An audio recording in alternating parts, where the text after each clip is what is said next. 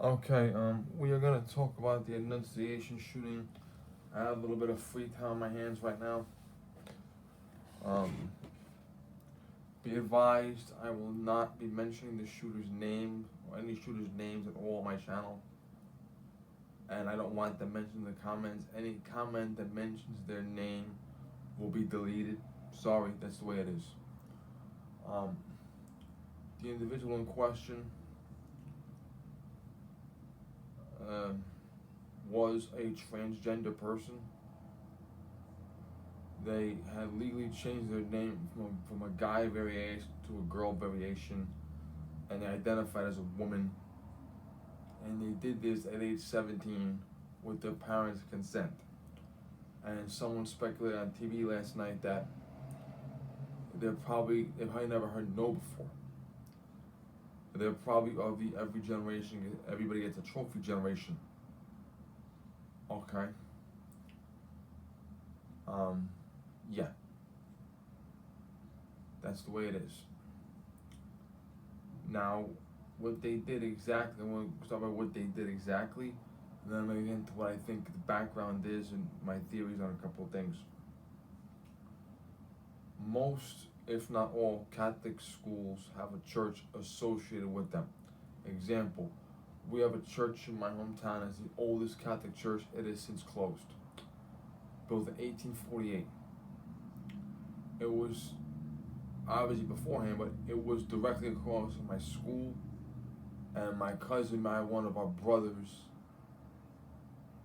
2 weeks before the campus closed, the original school, which is now the Justice Center. They had a school on the side. They gave it to the Board of Ed, and the Board of Ed made it a public school, and then that closed. So the school was Catholic school, then public school, then closed, and then the church closed. In my hometown, on the other side of town, where my maternal grandmother lived, she's been gone many years now, I had two great aunts, one by blood, one by marriage, who had their funeral mass at a church. There's a Catholic school associated with it. In my father's hometown in Newark, there's a Catholic church. Our family church has a school right next door. It doesn't happen all the time, but it is very common for the church to have a school, the school to have a church, usually on the same grounds, if not within walking distance. And Catholic schools are religious schools, obviously. They are allowed to preach religious dogma. Like if you go to public school will say Jesus is the founder of the church. If you go to a Catholic school, they will say Jesus is the Son of God. Okay? Catholic schools are allowed to teach things that cannot be scientifically proven, whereas public schools cannot. Okay? In public school, Jesus is a historical figure. In Catholic school, he is the founder of the church. He is the Son of God. Okay? Okay. And the children were having a mass to celebrate the new school term. And obviously, Catholic school, Catholic church are allowed to attend mass during school hours. Right. Now, most churches, if not all churches, allow almost anyone to go there as long as you're behaving yourself. Okay? Even if you're not of the faith, you can attend mass. And there are people that throughout history have been sinners, had mental illness, drug addiction, and they've come to the church and said, Father, I want to convert, I want to be a Christian, I want to be saved. And they also can just walk into the church, even if it's a church that's right next door to school. Now, obviously, they cannot go into the school, but the church itself they can go into. And a lot of times, a church has mass. They advertise on the billboard outside, and in modern times, we have the internet, web pages, social media pages, advertising when the mass will be. And mass is made public, and anyone can come. It is believed that he saw a public notification of mass and made the attack then. Mass is usually on Sunday, yes, but a lot of churches will have mass throughout the week, because there are people that can't come on Sunday and they come to do makeup mass on Monday or Thursday or whatever it is. Okay, I've seen my police do mass. There are 4 people in the pews.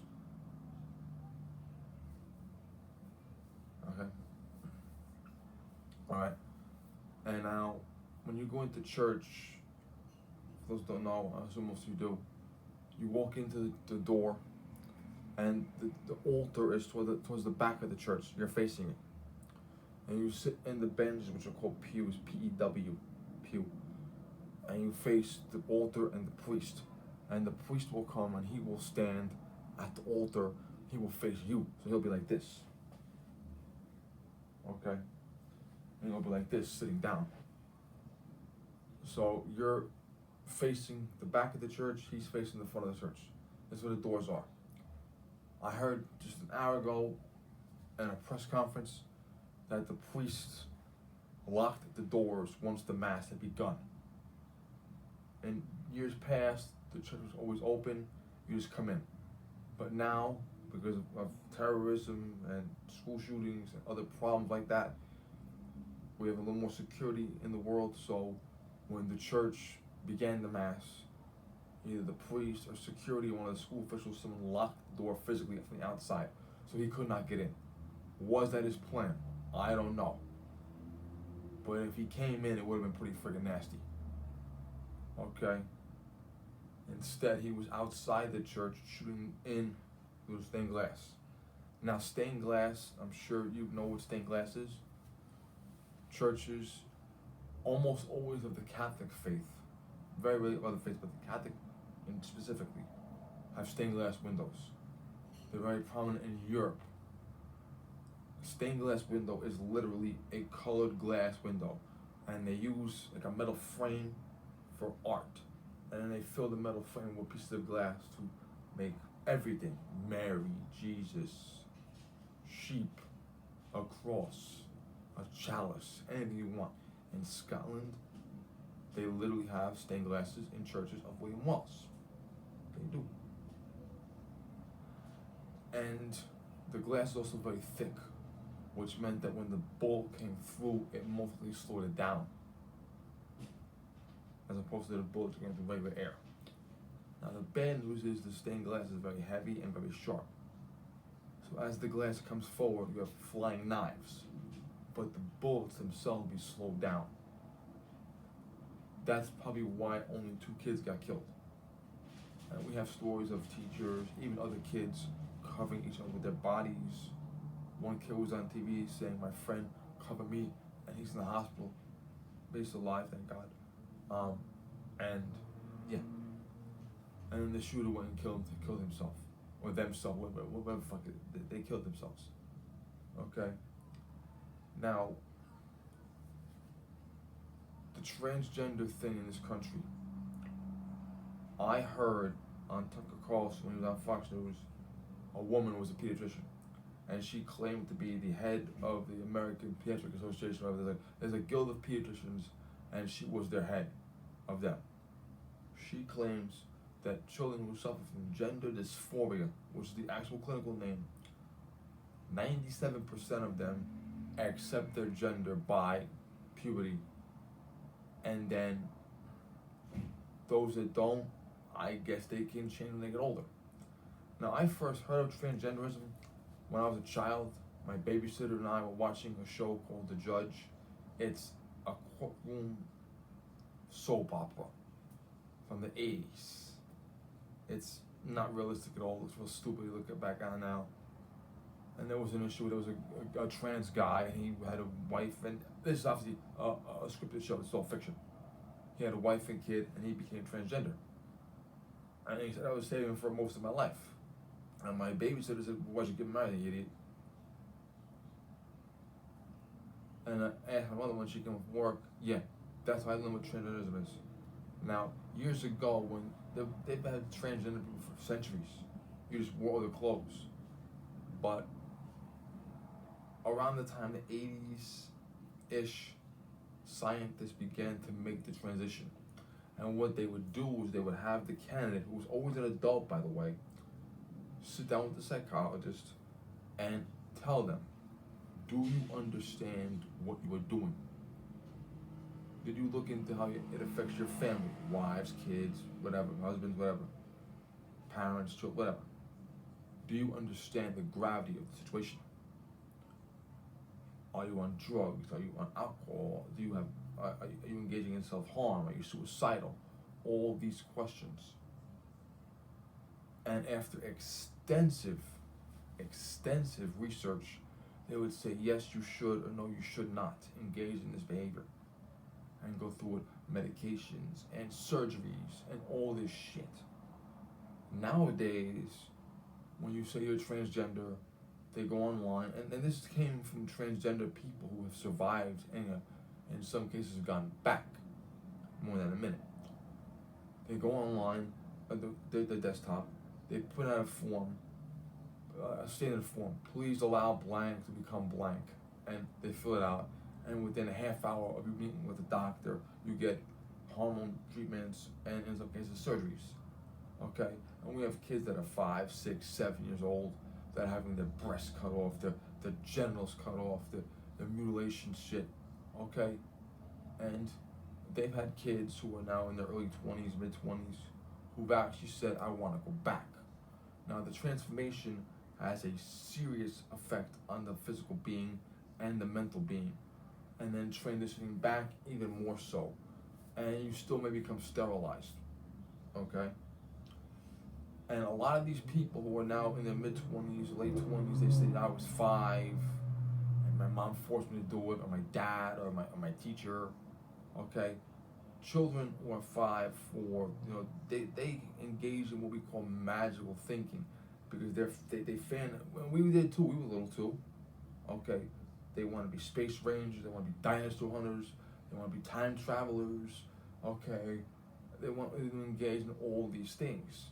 They get gifts from the Easter Bunny, the Santa Claus. Their teeth fun. They give the two figures the money. Okay, this is magical thinking.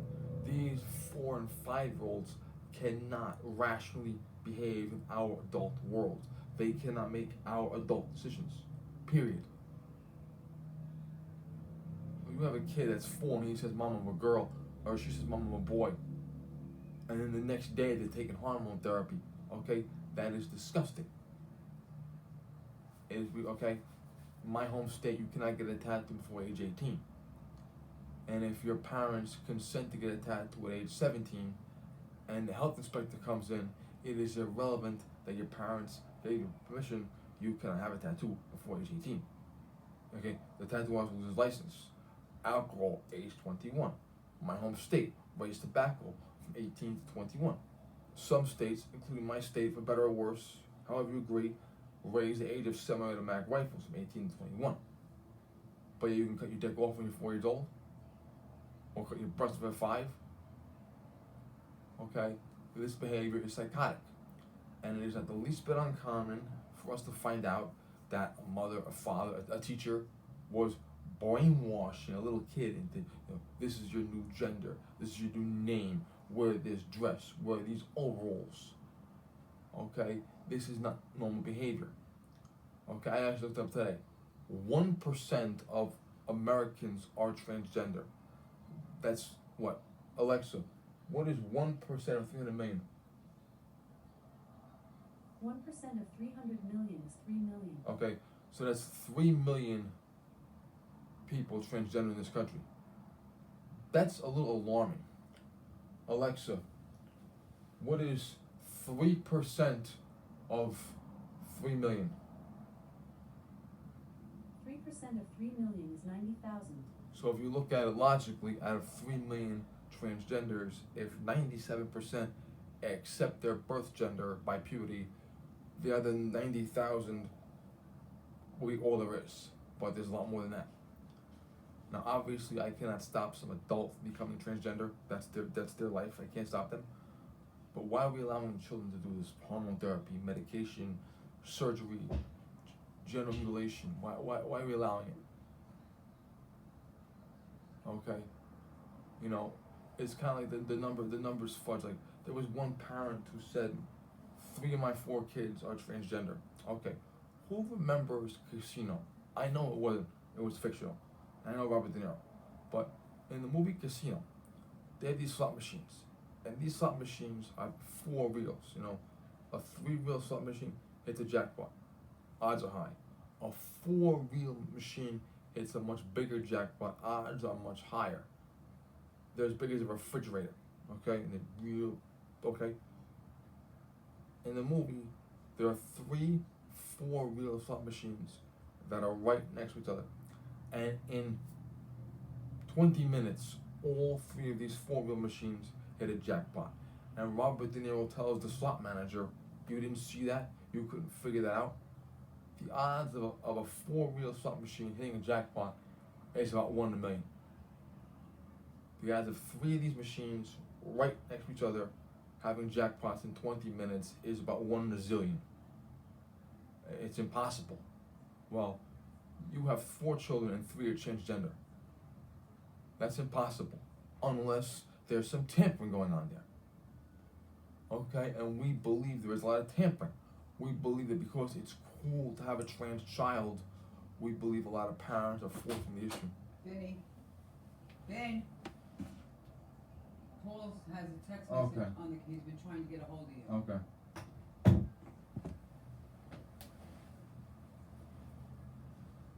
I'm sorry about that. So we believe there's been a little bit of coercion involved in a couple of these cases, if you don't mind my saying so.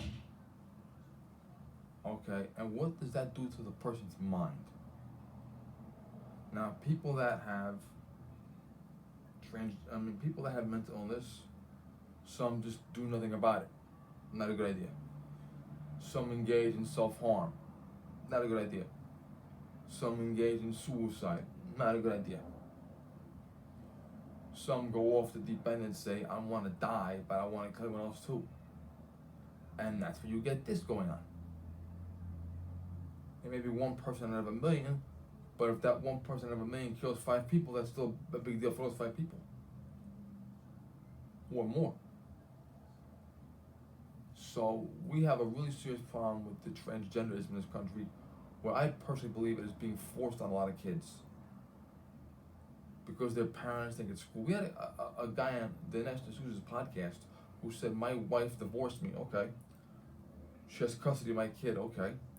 And she's brainwashing to be a transgender girl.